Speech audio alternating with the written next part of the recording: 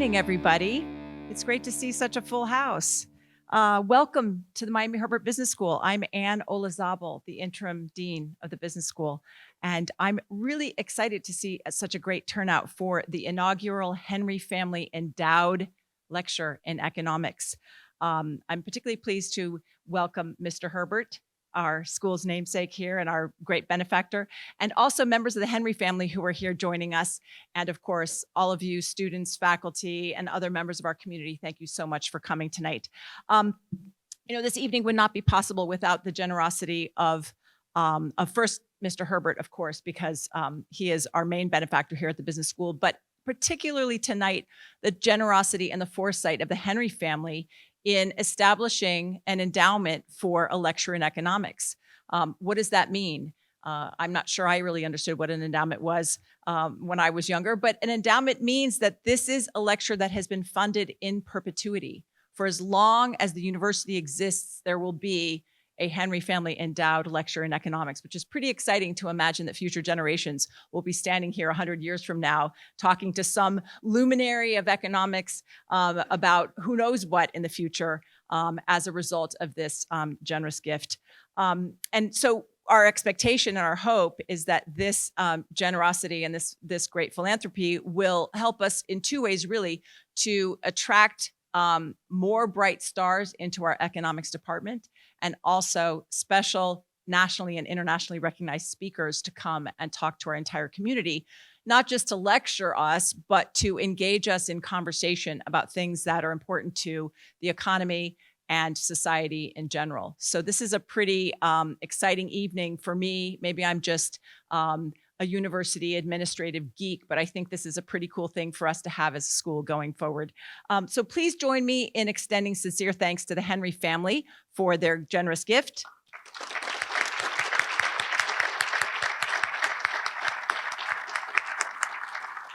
And so that you don't have to hear me go on and on, I'm really just up here to thank them so much, but also to introduce the introducer of the speaker, and that is, if that's a word, I'd like to welcome to the stage Dr. David Andolfato, who is an economics luminary in his own right, but currently serving as, or I should say, currently serving as our department chair in the Department of Economics. He's going to come up and say a few words about Governor Waller's background and kick us off. Thank you.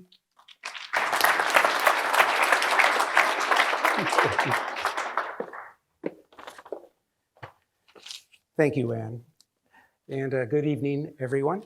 It's my great pleasure to introduce our speaker for tonight, Christopher J. Waller of the Federal Reserve Board. I thought I'd tell you a little bit about Chris, maybe to add a little bit of color to the bio you've probably read about him. Some of you may not know, for example, where he's from. He actually hails from that great Canadian province of Minnesota. In his formative years, he studied at Bemidji State University, where he survived there as a student, and I kid you not, by actually hunting with his bow and arrow. People think I'm kidding, but it's true. From the plains of Minnesota, he made his way to the Pacific Northwest, where he received his PhD in economics from the University of Washington in 1985. And over the next 25 years, he enjoyed a prolific academic career that included professorial appointments at Indiana University, the University of Kentucky, where I understand that the Commonwealth of Kentucky actually bestowed upon you the great honor of Kentucky Colonel. So you can call him Colonel Waller from now on, if you like. And he ended up at the University of Notre Dame, where he taught until 2009. His work in monetary theory, which I've read a lot, and also his work in political economy has appeared in the profession's leading journals. He's an elite academic in the field. Wherever he went, Chris distinguished himself as an academic, as a teacher, as a leader, and as a department builder. Moreover, if this wasn't enough, it turns out that he's a really nice guy as well. Now, Chris officially became a central banker in 2009, and I say officially just because prior to that, he spent many years visiting central banks around the world as an academic. So he was not unfamiliar with the way central banks worked prior to arriving at the Fed. But in that year, 2009, he was appointed Executive Vice President and Director of Research at the Federal Reserve Bank of St. Louis, where he served as a key advisor for its president and CEO, Jim Bullard. His talents did not go unnoticed. In 2019, Washington, D.C. came calling, and in December 2020, he became a member of the Board of Governors of the Federal Reserve System. Now, it did not take long for him to distinguish himself again. Almost immediately, early in 2021, he became the first FOMC member to sound the alarm on inflation and to express the need for rapid Fed action. Now, it took a while for his colleagues to come around to his point of view, but in the end, they did. Come around, they did. And because of his wisdom and prescience that he so often displays, his views on the economy and on monetary policy are highly sought after by fellow central bankers, by members of the business community, and also by the press. I think we are very, very lucky to have him in the service of our country. The lecture today is entitled Demystifying Central Bank Digital Currency. Needless to say, this is a timely topic. Many people are talking about it. It's not entirely clear that people know what it is or what it implies. To some, they portray it as a great social danger, and others view it as a solution for many of the ills of society. Are these fears and aspirations justified or exaggerated? You know, money and banking have always been shrouded kind of in an air of mystery. And I can think of no better person than Governor Waller, a lifelong academic, teacher, and now policymaker, to help clarify our thoughts on this important issue. And so, Chris, without further ado, let me welcome you to the Miami Herbert Business School at the University of Miami. We look forward to your talk.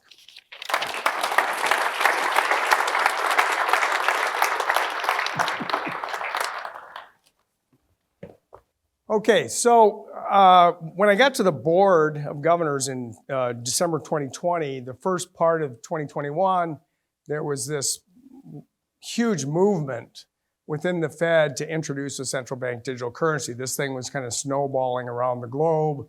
All the central banks were talking about doing this. And I had some concerns, so I gave a speech in August of 2021 raising my concerns, which is part of what I'm going to do in the talk today. And when I was all done with the speech, you know, it was very well received in the press and the central banking community. I went home, I talked to my kids, my neighbors, and said, hey, did you hear the speech? And they said, yeah. And I said, what'd you think? They said, I don't get it. Like, what do you mean you don't get it? I said, I just don't understand what you're talking about.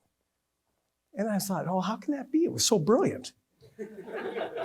And then I just realized that, you know, people don't really understand the basic payment system in the US, and that's what this is contributing to and helping, it's affecting the US payment system. So if you don't understand kind of how payments work, you're not going to see what this does and how it's going to be implemented if it were to happen.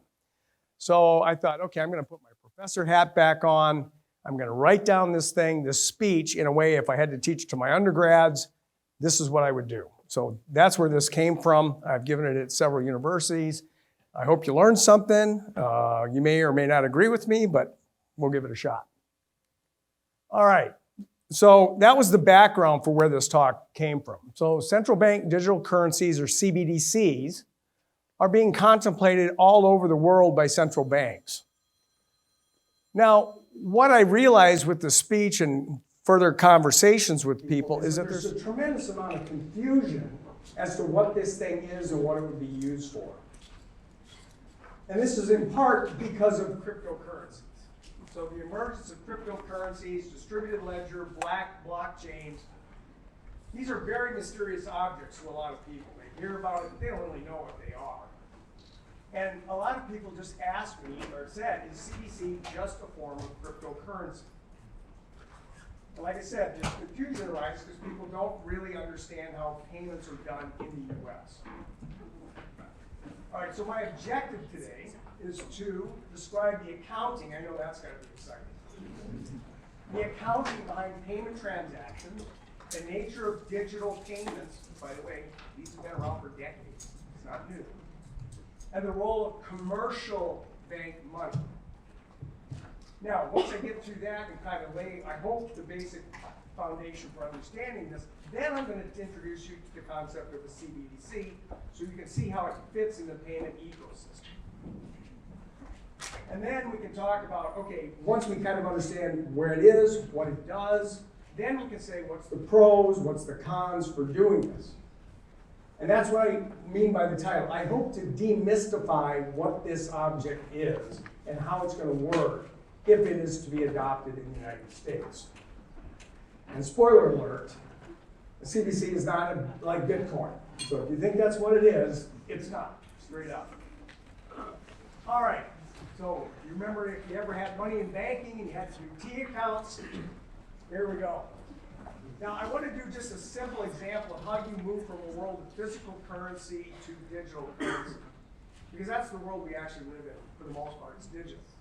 So let's just assume this is your balance sheet. You hold 100 in treasuries, you have no debt, no other assets. You have a treasuries, your net worth is 100.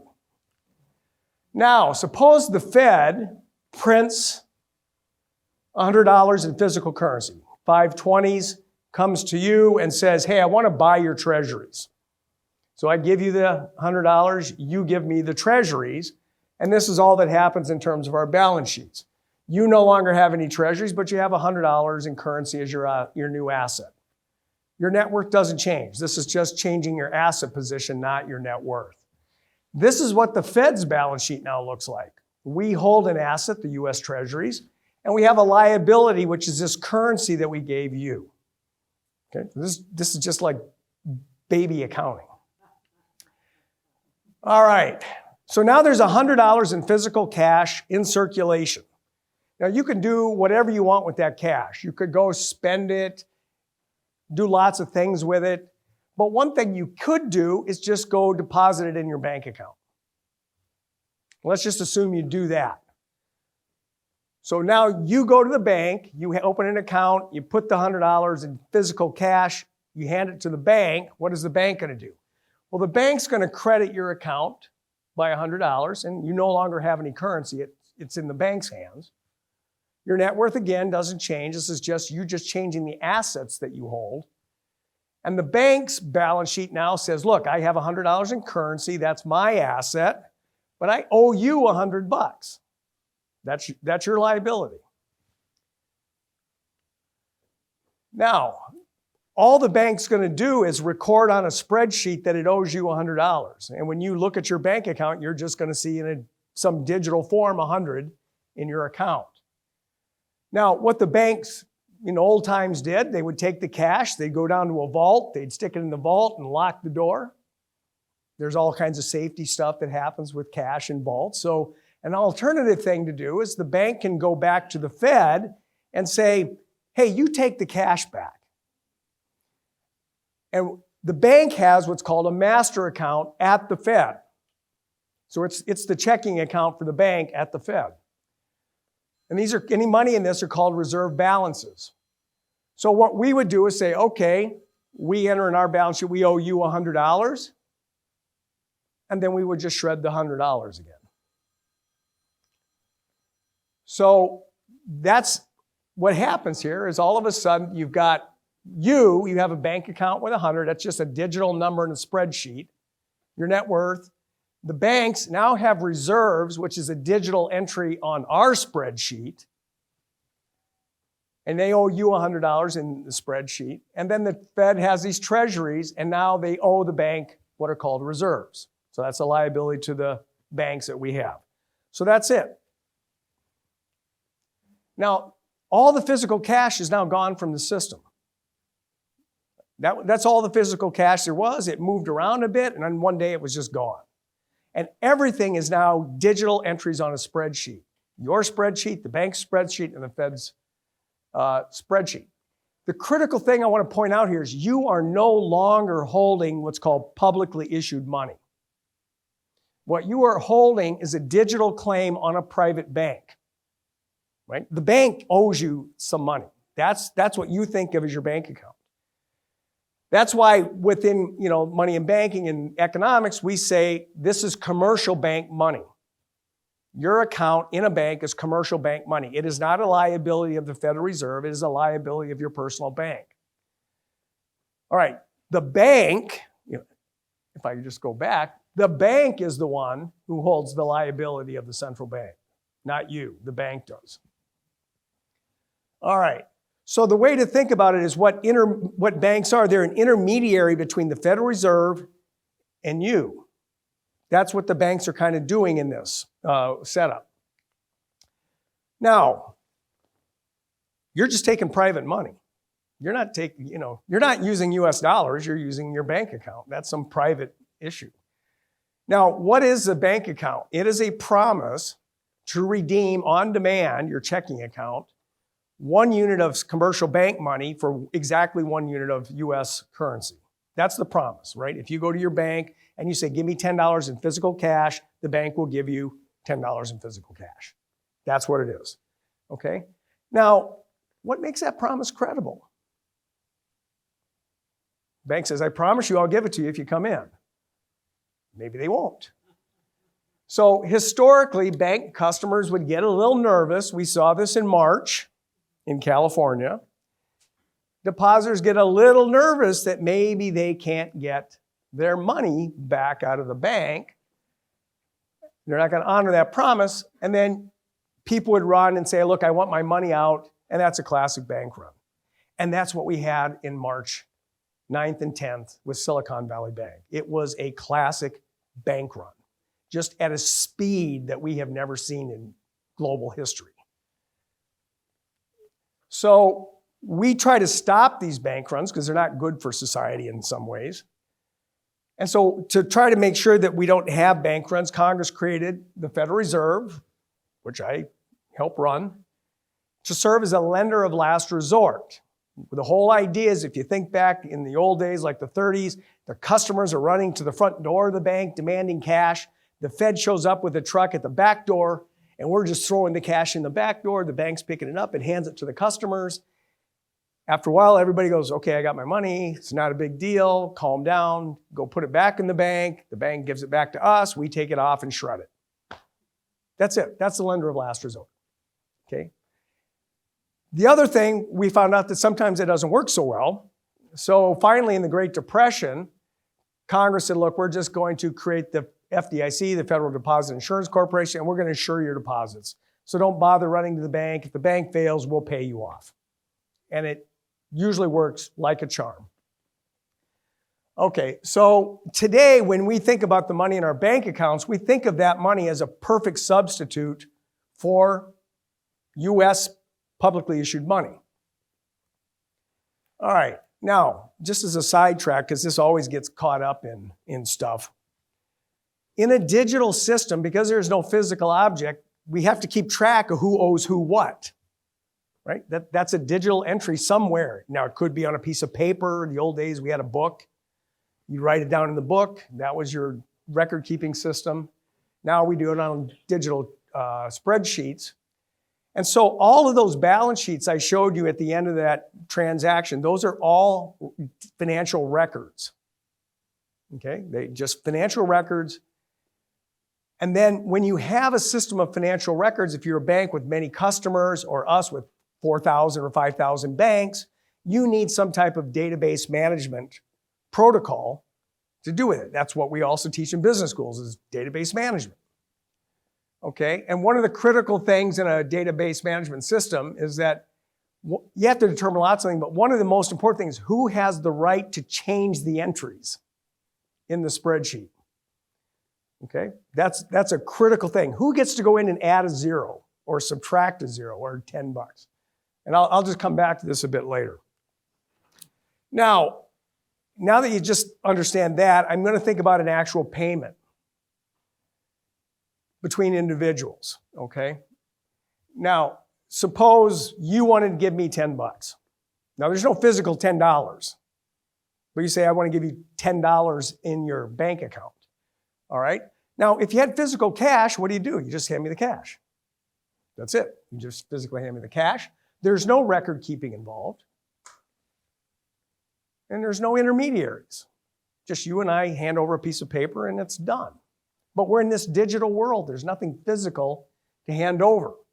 So how would we do this transaction? And this is the way payments get done in the US. So I'll do it first in words and then T accounts. So what you would do is you would send a message to your bank somehow. This message could take many forms. In old times, it was called a check, right? Say, I want this thing to transfer some money to somebody. So your bank would send a message to my bank and say, hey, guess what? There's a payment coming from our customer to a customer of your bank. Is this a legitimate account or not? Is the account open? Is it fraudulent? There's lots of messages that have to go back and forth to determine, should we do this transaction? Okay, and if you say yes, it's fine, valid account, customer's there, okay, then your bank would send the Federal Reserve a message saying, hey, I need you to transfer money from my reserve account to this other bank's reserve account. And then at some point when that happens, we would send a message to my bank, the Fed would send a message saying the money is in your account, or it's in your reserve account. And then my bank would credit my account $10. All right, so just in terms of T accounts, this is kind of what happens. Okay, these are just the changes in your balance sheet. So you're sending me $10. So when this is all said and done, when everything's completed, this is what it looks like. Your bank account goes down by $10. Your net worth goes down by $10 because you gave up part of your assets. My bank account goes up by $10 and my net worth goes up by $10. I've got $10 more net worth. Your bank loses $10 in reserves, but it doesn't owe you $10. Bank 2 now gets an extra $10 in reserves, and your account goes up as a liability to them by $10. What's happening at the Fed? Our treasuries don't change at all. They stay unaffected. All we do is we take $10 out of Bank 1's reserve account, and we move it into Bank 2's reserve account on a spreadsheet. And that's how payments get done. Now, this isn't normally part of my talk, but given a lot of discussion lately, I want to make one point here. I didn't tell you how long this takes. This normally takes about a day, maybe 2 days, depending on how the signal or message is sent. It could take 3 days. When it's all done, this is what it looks like. But it doesn't say anything about how fast it gets done. So one of the things I want to point out right now is there's this thing called FedNow that's getting a lot of attention. And all FedNow is it will do this transaction in 2 seconds. That's it. It's just doing all of that accounting in 2 seconds. That's all FedNow is, okay? The reason I want to point that out is I don't have a central bank digital currency in here at all. All FedNow is just telling you how fast does that get done. That's it. It's just a payment technology about how speed payments get processed. So if you learn anything, if you hear the thing FedNow, think of this slide and think of it getting done in 2 seconds. That's it. All right. Now, all this payment and all this stuff is being done in commercial bank money between us. We're doing all this trading and moving of money, and all that's moving are commercial bank deposits across banks. And then the Fed is sitting there kind of in the background. So this is literally like 90-something% of all transactions in the US are done just like I just showed you on that spreadsheet. Now, the private banking system, if I just go back, all of this transacting between customers, all of this is being accounted for by the banks and their record-keeping base, their database management. The only thing the Fed's doing is just dealing with reserves across banks. All right, So the private banking system does the bulk of the record keeping.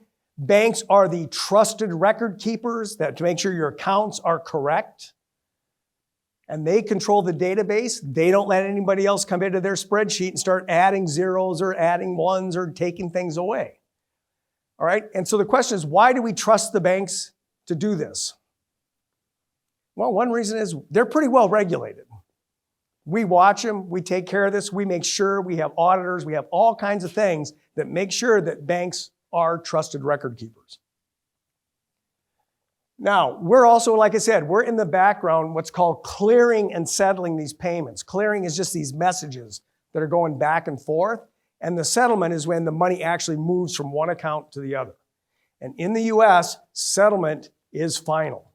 There's no undoing it. Once it is settled, you can't go back and say, oh, we made a mistake. Give us the $10 back. Sorry, it's gone. It's over, it's done, it's finished. So, like I said, the Fed's also a trusted record keeper in this current system. Now, without jumping ahead too much, when I bring in a central bank digital currency, none of this record keeping stuff changes. None of the payment stuff that I showed you fundamentally changes. All right.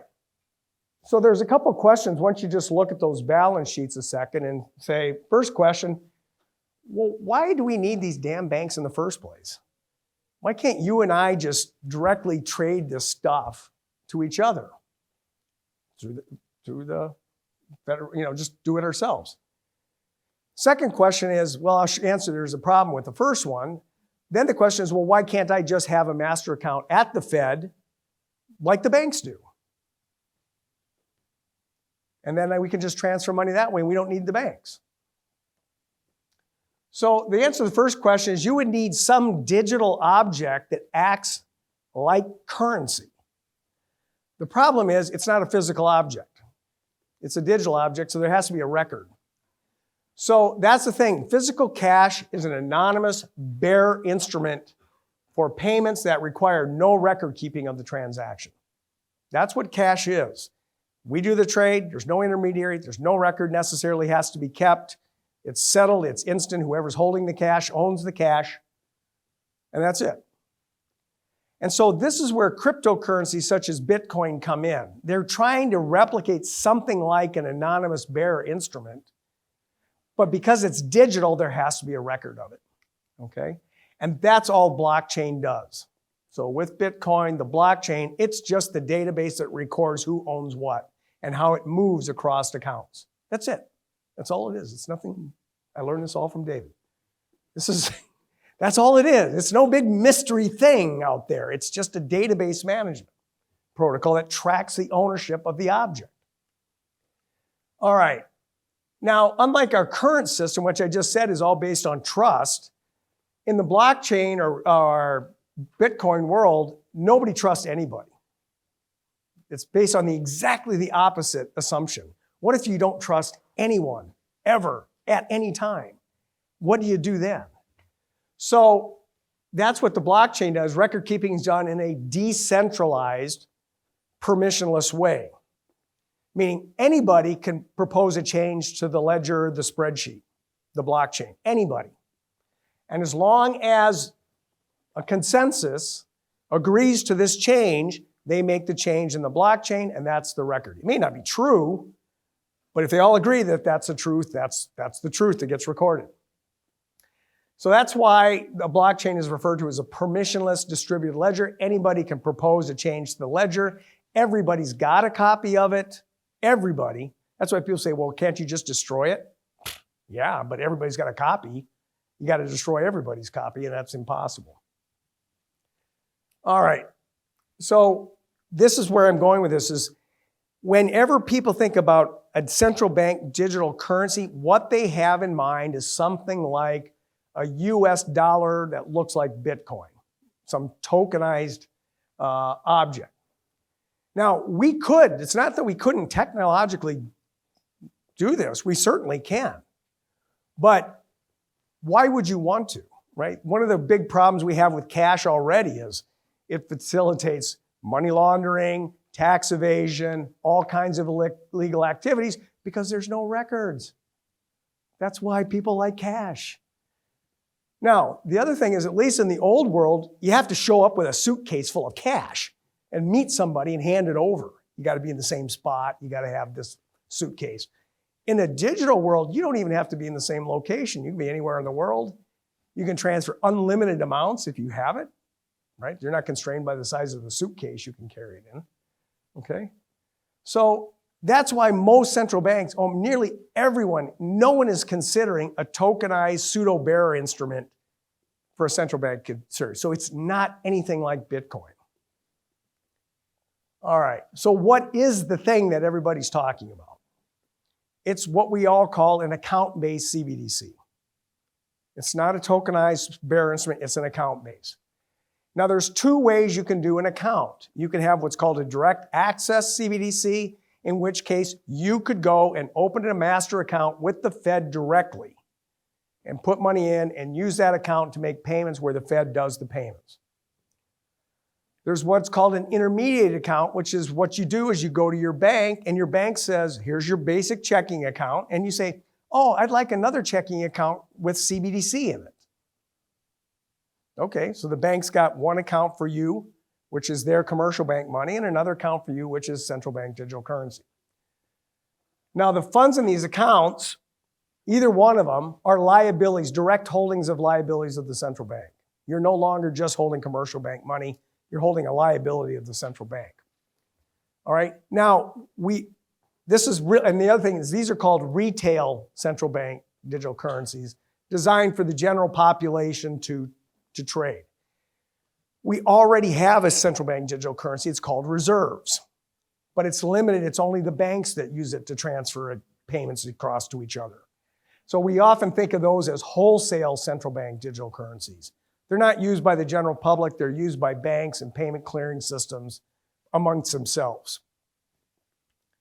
All right. So think about this. You open up an account at the Fed gives you an app. You go onto that app and you send a message to the Fed and say, you know, I want to transfer some money. So it's almost like, sounds like Venmo. I just go on, I go to this app, I say, you know, send David $10. The Fed gets this message, it just goes into the accounts and does the change. And that's it. We'd instantly do it once the accounts are verified. And this is what everybody's balance sheets look like from this payment. If this is a direct, which one have I got up here? Yeah, this is just you and yeah. So what happens is your CBDC account, I should have CBDC account up there, not bank account. Your CBDC account would go down by 10. Your net worth goes down by 10. Somebody else's CBDC account goes up by 10, and your net worth goes up by 10. And all the Fed does is just like it does with the banks, it's just moving entries across its own spreadsheet for you directly. That's it. It looks almost just like the other one we had up there. Now, the Fed has a white paper, discussion paper we put out about a year ago that talks about CBDC and what we would do. We are not going to consider a direct access CBDC. We are not going to let you open direct accounts with the Fed. You'd have to go to your bank and say, I'd like to open a CBDC account. If your bank wants to do it in the first place, you can't force them to do it. And then they would sort of handle all these transactions in CBDC. All right, so this is just with an intermediated CBDC. Banks would hold it on their balance sheet as an asset. And suppose you wanted to acquire $100 of CBDC. You go to your bank and say, I'd like to open an account. I want $100 of CBDC. The bank first has to go to the central bank and swap reserves for central bank digital currency. And then it would simply debit your checking account by 100 and credit your CBDC account by 100. So this is kind of what it looks like. The bank lowers its reserves at the Fed by 100, but it just adds 100 to its CBDC account at the Fed. Your account, your bank account goes down by 100, but your CBDC account now goes up by 100. And that just changes which liability the bank is holding. You're just holding different types of money at the bank instead of a checking account. Your now money is in a central bank digital currency account. And on the Fed, all we do is we would reduce the bank's reserves by 100 and credit them 100 in CBDC. It's just, again, it's just digits on a spreadsheet. You move the number from one box to the box below in the spreadsheet. That's literally all you're doing. Now, if I do the payment in this type of account, it's exactly what I showed you before. It's exactly the same thing. It's just which accounts are you moving this payment across. And that's it. Nothing fundamentally changes in the payment system. So it's just these liabilities in the spreadsheets that get adjusted. So the first question is, if that's all it is, what are we gaining from this? It's exactly the same structure. The payments are being processed exactly the same way. It's just what box in the spreadsheet are you debiting and crediting? All right, so first of all, is transacting directly with the Fed? It's obviously simpler. Is it better? The existing banking system, payment system works pretty well, actually. It's kind of amazing how well it works. Okay, so what are you gaining by introducing this special kind of account that you don't get with the current system? So this is just, you put your economist hat on, say, I can do these two things. They're basically the same thing. What am I gaining from it? They're just labels on a spreadsheet. So what I'm going to do for the rest of the talk, hopefully get it done here shortly, is discuss the arguments for and against an account-based CBDC, retail CBDC, direct or intermediate. It doesn't matter which one. All right, so one of the big things that people talk about with a CBDC is, oh, this is going to increase financial inclusion. We're going to have more financial payments access for people. This is wonderful. It brings more people into the financial system. Okay, how many people don't have a bank account? 5% of the US population doesn't have a bank account. Okay, here's some margin for improvement. The problem is, when you ask that 5%, why would you want a bank account? 75% of those that don't have it say, I don't want one. I got lots of reasons I don't want the bank tracking what I'm doing. Could be legal, could be illegal. There's lots of things. People just don't, or they don't trust banks, period. But there's literally like 1% of the US population that says, I don't have a bank account and I would like one. This seems like a very complicated way to get that 1% of people into the financial system. So just on marginal benefit, marginal cost, the CBDC is not the way to go on this thing. Is a retail CBDC needed to lower payment fees? One thing everybody complains about is how much it costs to make a payment. Now, and if you look at the ECB, the European Central Bank, when they put out their reasons for thinking about it, this was one of the reasons they said, we want to drive down payments charged by banks. So if you have another competitor in the payment system, you can drive down fees for banks. Now, right now, by law, we are not allowed to charge differential pricing on payments. Congress said, look, you have to have the level playing field. So we can't even charge different rates than what we do for bank payments. So it's not legal. And also, I like to make this a point about the US. We don't have government agencies go out and compete directly with private sector firms. So it's not my job to go out and compete with private banks and drive down fees. As much as you might like electric cars and how noble this is, we don't have the US government saying, we should build electric cars to drive down the price of a Tesla. Nobody's talking like that. We do not have the government saying, we're going to step in, build our own firms and compete with the private sector. We've never done it in the US, we don't do it. Europeans have a slightly different attitude about that. So we just say, let the private sector, through competition, drive down these fees. Now, one other claim that's put out there is, oh, but if you have a CBDC, there'll be all this financial innovation as firms pop up to exploit it and use it. You think there's too little financial innovation going on? It's just the opposite. We cannot keep up with it. We just can't. There's so much innovation. This is the whole fight right now between like the SEC and all the crypto exchanges. The SEC and us, we're trying to keep up with what the heck's going on. We don't need any more problems. So I don't find this a convincing argument at all. Is it needed for a faster payment system? People say, as I showed you, you could have faster payments by cutting out the banks. I just argued a few minutes ago that even with the banks and Fed now, and the private sector already has one, it's called real-time payments from the clearinghouse, you can do that same transaction in 2 seconds. How much faster do you need that $10 to show up in your account? I mean, it's hard to believe that for retail payments that matters. So this is already happening. We don't need a CBDC to have fast, instant payments. This is one of the big ones. This would reduce complex financial international transactions. They're very costly. They're very opaque. It's a correspondent banking system. Your bank contacts another bank who has a relationship with another bank, and it has to connect through all these banks to get it done. At every stage, there's a fee that gets paid. So can we use the CBDC to cut all this down? And the answer is yeah, but it's already happening.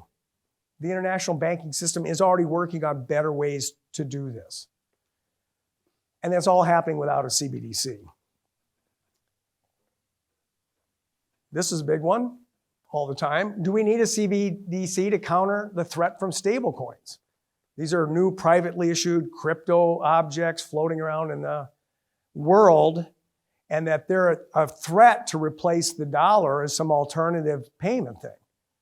These stablecoins are pegged to the dollar one for one, just like commercial bank money. It's exactly the same.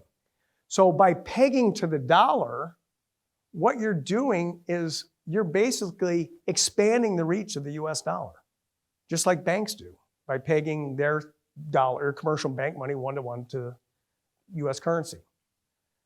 So I have no problems with stablecoins. These are, it's just an issue about how they're managed, how they're regulated, how safe are they. Can you have runs on stablecoins? Yes, you can have runs on stablecoins. Okay, we've seen them in the last year. And finally, there's this, I don't know if this is the final one, but do we need it to counter the threat from foreign CBDCs? China introduced a central bank digital currency a year and a half ago. It's an account-based, through the central bank, direct, as far as I understand. Okay, that would threaten the reserve currency status of the US dollar. It's not a digital token. It's not a bearer instrument. It's an account at the Central Bank of China that you can pay your electric bill. That's what it does. Instead of using your bank, you can use the PBOC to make your payment for your electric bill. Now, I just showed you what this thing does. What would happen in the US if we had one? So I always ask this question. First of all, and this is one of the concerns, with a direct access CBDC, the central bank does see all of your transactions. It does. That's why China does it. That's not what we're doing. We're doing an intermediated one. All we see is movement across the banks. We don't know why the banks are moving $10. We don't ask. That's all we see. The bank says, send 10 of mine to that other bank. We don't know why they're doing it, what it's for, who's doing it, what customer. Nothing. So an intermediate account prevents that kind of monitoring by the Federal Reserve. But I always ask this question to people who throw this national security argument at me.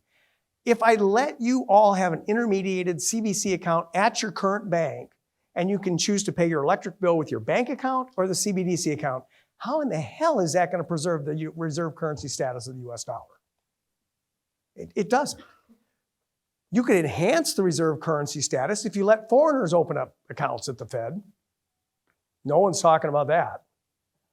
That's not going to happen. So it's not clear why people think that this is a threat to the reserve currency of the US dollar. So I think I'm close to finishing on time. So this is a question I posed in my speech, thinking like an economist. What major market failure exists in the payment system that only a retail CBDC can solve? And the title of my speech was CBDC, a solution in search of a problem. What is the problem, right? First, tell me what the major problems are. Don't tell me like, oh, it could do that, and it could do this, and do that. That's an infomercial, right? What do infomercials do? It slices, it dices, it minces, it mashes. It never once says, do you really need this, right? And that's the way all these CBDCs have been promoted, is as infomercials. And so I pose this question, start pointing out why we need it fundamentally. that we need this. Why should the Fed become a direct competitor with the banking system? Like I said, we don't do it with any other thing in the US. We don't have government-produced clothing, food. We do some shelter, but cars, everything else, we don't have the government having firms that are state-owned producing it. So why is this thing the thing we are going to break that tradition in the US? Like I said, the Europeans have no problem with this. All right, but so anyway, that's really it. So retail CBDCs are of great interest to central banks around the world, but to me, the case for adopting one is not yet convincing. Wholesale CBDC is a different animal. It's really a payment instrument across banks. There, I could imagine a way to tokenize reserves to make faster payments across the international banking system. That's a different animal. But to give customers, retail customers, a CBDC, I just don't see the use case for it at present. Okay? All right, so I just wanted this last, we put this paper out that has gotten something like 10,000 comments, in terms of using it. 2,000 comments. And this is just the first step in the process of doing this. And the thing I really want to stress is that there's a lot of chatter about, can the Fed do this? It doesn't look like we can legally. I don't see how that can happen. And even if you could, I don't think 7 unelected people should be making this decision for the country. Not this. That should be up to Congress. That's what we have Congress there for. It's just too important to leave it to me, Chris Waller, to say, yeah, let's do it, or not do it. All right, and there's just a couple of speeches we've given on this, pros and cons across the spectrum, and I'll stop. I think I came close to 45 minutes.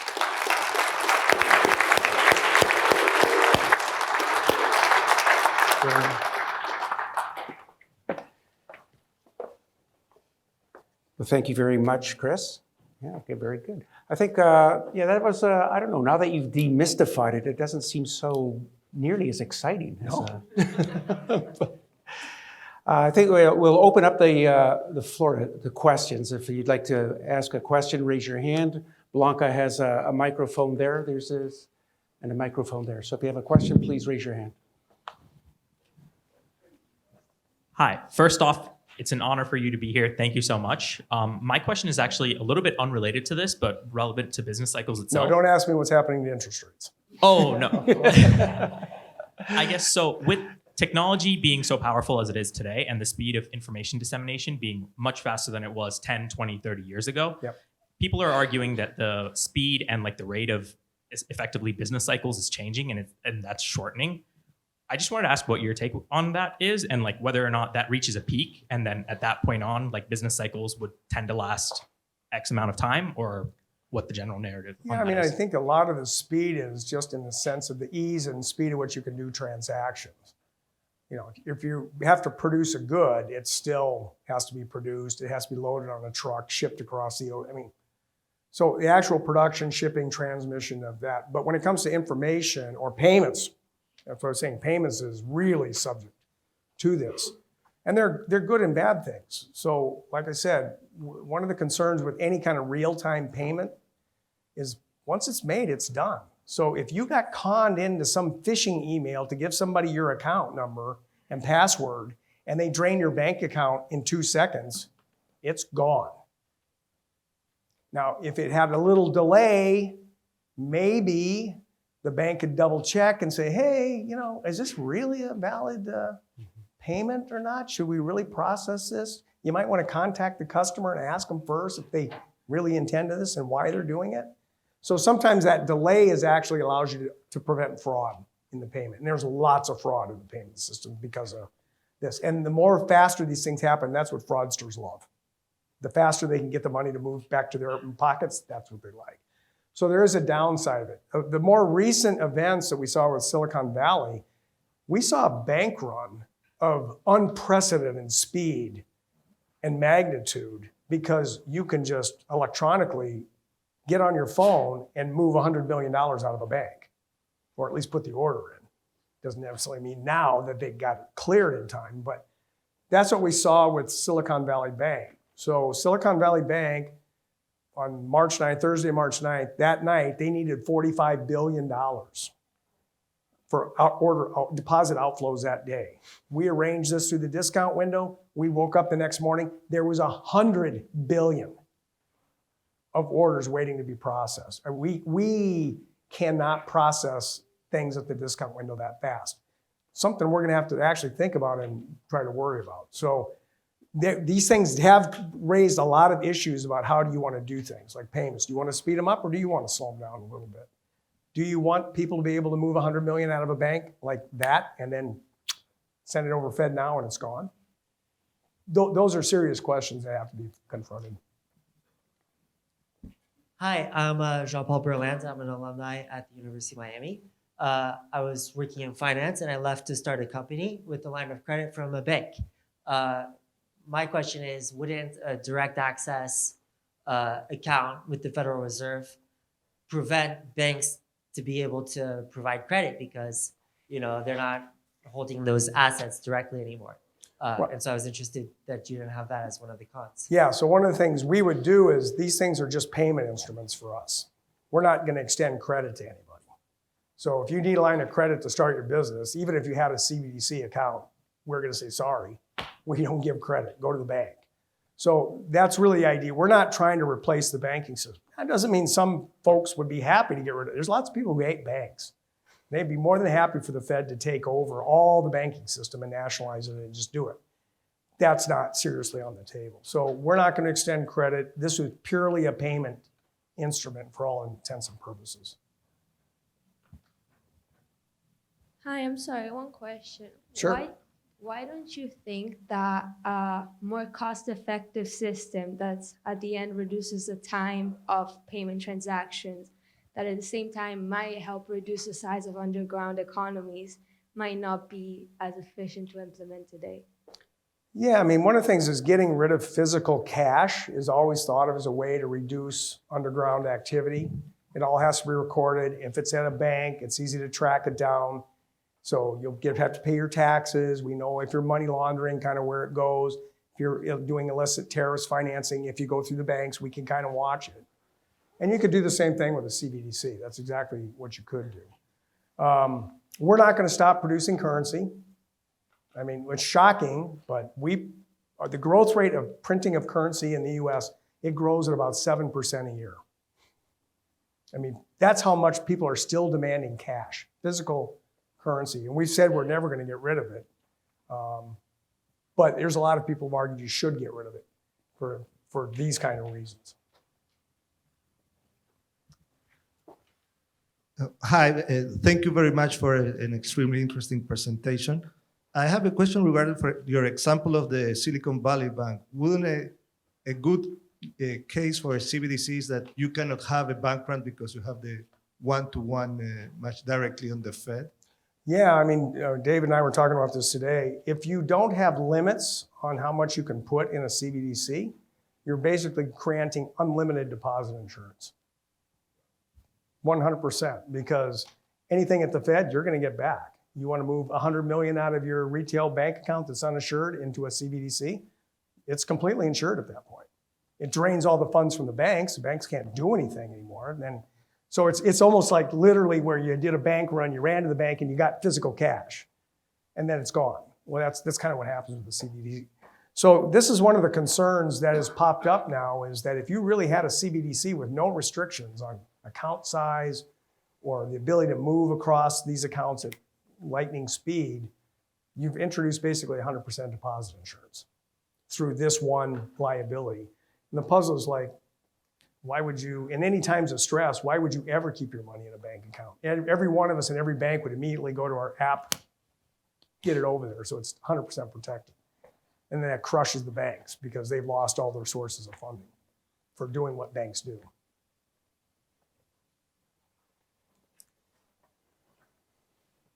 Right down here. Good luck.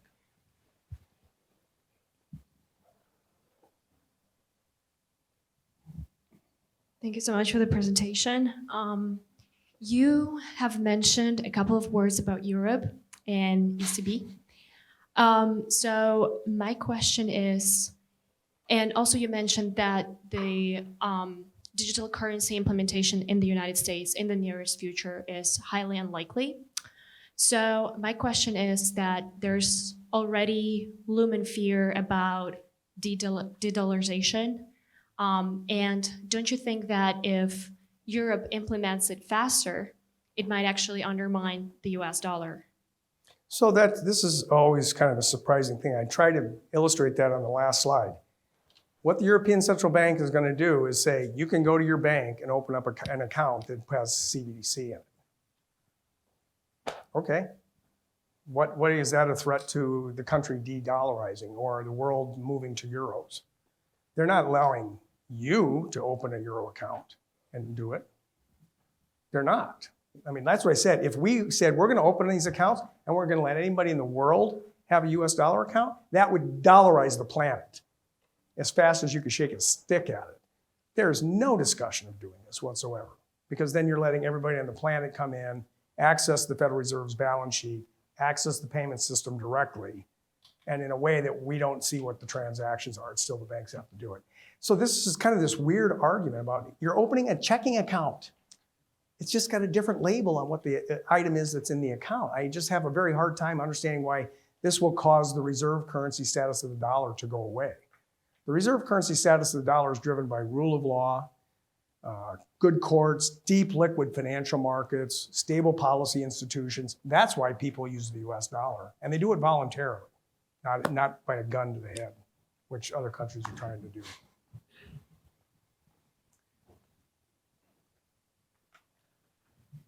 My name is Ricardo Lago. What about the argument in favor of a central bank digital currency that it would compete with the private digital currencies? The private digital currencies might be a threat to the seigniorage creation of the state via the emission of currency by the central bank. Well, we already have private money. That's your commercial bank account. Your banks create that all on their own.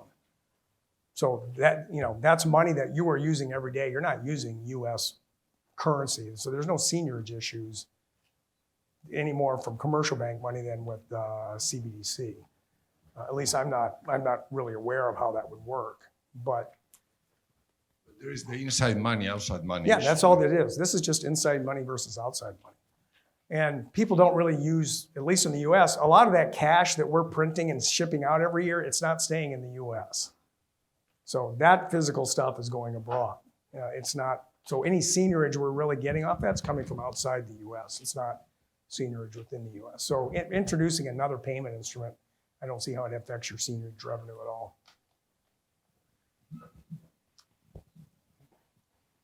Well, first of all, thank you for your presentation. I was wondering what the Fed's opinion was in the increased weaponization of the dollar, especially the last 5-10 years in the current geopolitical climate, and what kind of political decisions, if the Fed has any say in those type of decisions that are made, I assume very, very fast and very quickly, without maybe seeing the consequences of what that could be in the next 5-10 years. So when you say weaponize, are you talking about the SWIFT payment system? Yeah, Cutting Russia off? Yeah, things like that. Okay. That's not, we don't run that. That's run out of Belgium. So it's not the US. Now, the countries all have to agree, the participants have to agree to do this, but it's not the US can dictate that the Russians will cut off. We can't do it. It's not our product.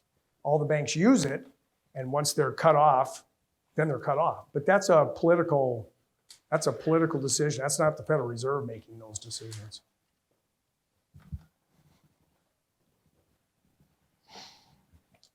Good afternoon. Thank you for the presentation. My question is regarding deposit flow. As assets flow off of banks' balance sheets and onto the Fed's balance sheet, how can smaller and mid-sized banks compete from a competitive basis to offer loans? Won't that reduce the availability of credit in the system? Well, the thing what we've seen or what people are worried about is not the deposit flows to. I mean, if they went into a CBDC, that is a general concern. And we're taking over the payment system.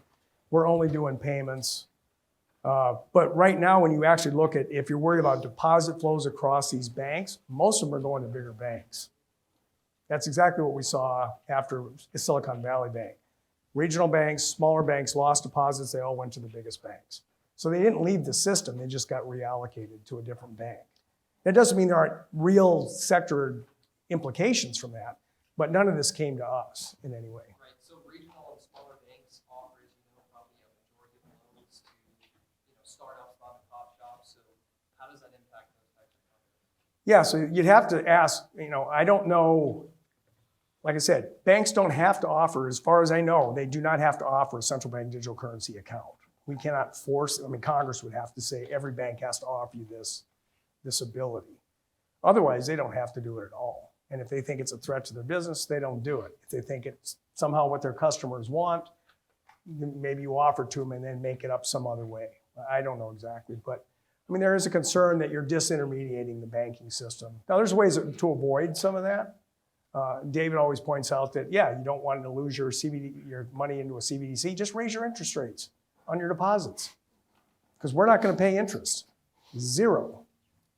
So you could move them into a CBDC, but you don't get any interest. So if you want to keep them, just raise your rates, and that'll stop all the deposit outflows. We have time for one more question. Hans, you get the honor. Thank you for the pleasure of the last question. First of all, thank you for the presentation, Mr. Waller. Ultimately, I think this is a good question to cap it off. You provided some really good points, I guess, countering some of the best points people make for CBDC. What would you say, in your honest opinion, is the best benefit of a CBDC? Don't see one. That's the whole point of that talk. Fair. Thank you.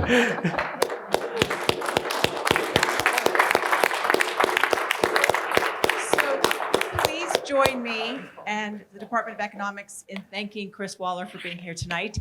We have a reception outdoors. I hope that everyone will join us, and see you next year for the 2nd annual Henry Family Endowed Economics Lecture. All right, thank you.